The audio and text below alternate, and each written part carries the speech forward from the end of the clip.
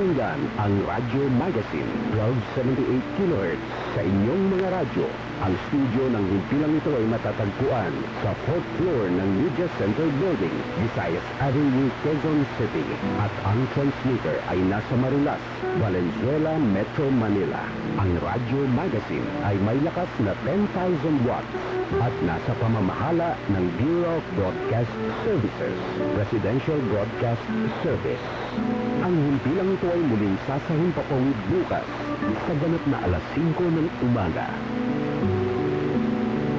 Mga kababayan, ang pambansang awit ng Pilipinas. Bayang magiliw, prena sa silanganan, hanap ng puso, sa dibdib mo'y buhay.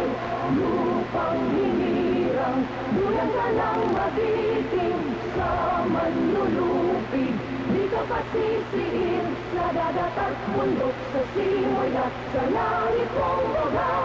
May dilagang tula at awit sa pagnayang minamahal, ang kislap ng watawat mo'y tagumpay na naglilingin. Ang bituin at araw niya kailan pa may di magdidilim. Lupa ng araw ng walhati pagsinta, lumalalangit sa piling mo. Aming ligaya na pag may mga api, ang mga